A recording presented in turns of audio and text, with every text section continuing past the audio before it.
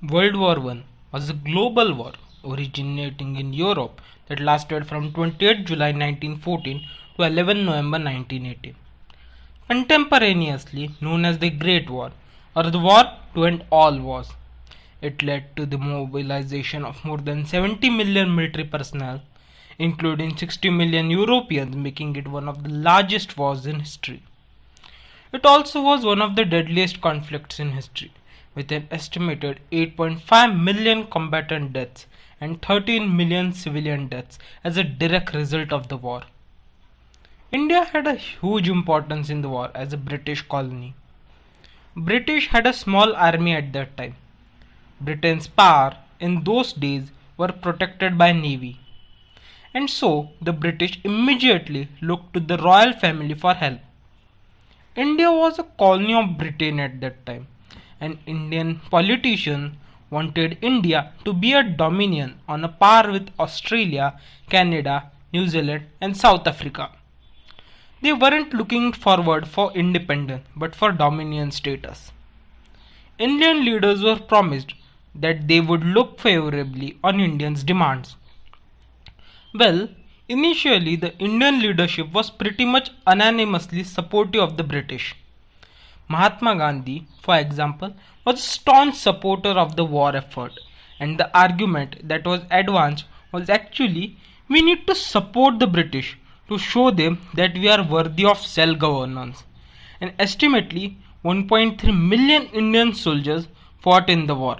And what is striking is that a good 75,000 died, with a similar number being very seriously injured or maimed. It was a huge sacrifice. No country lost as many people from any colony of the empire as we did, and yet it was given a very little attention. In a world of racism and imperial ideology, the Indians wanted to use the war effort, their contribution, not so much for a well defined nationalist goal, but rather to use it against something far more fundamental, like against racial discrimination and vindicate national and racial honor. For example, Gandhiji says that the road to home rule lies in fields of France and Flanders, but he says more important is that the war service will give the Indian a sense of honor and military ranking. But the impact of World War I on India was completely different than it was expected.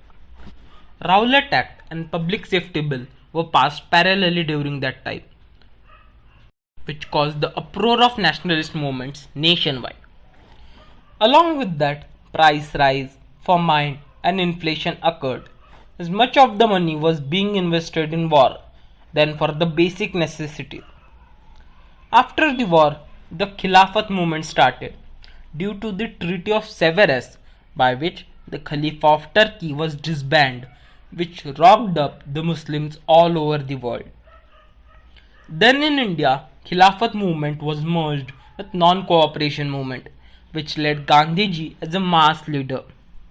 Thus, the middle class movements in India turns to mass movements.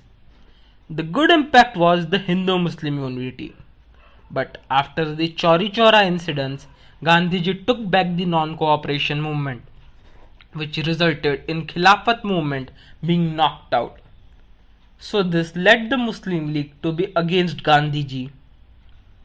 The soldiers, which returned back to India, brought diverse ideas with them, but they even witnessed racism as international soldiers, which made the Indians angry. And then we witnessed the Jallianwala Bagh massacre, as the right to speech was withdrawn by General Dyer. This leads to the rise of communism in India, and leaders like M.N. Roy emerged, being impressed by Russia or the Soviet Union. The war even exposed the double standards of imperial powers, as they colonized others, and when others tried to get over them, they fought a war.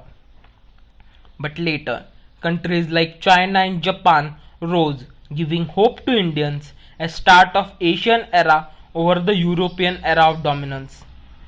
Thus, India had a major role in World War I, and Indians even met up with a great nationalist, economical, and social impact.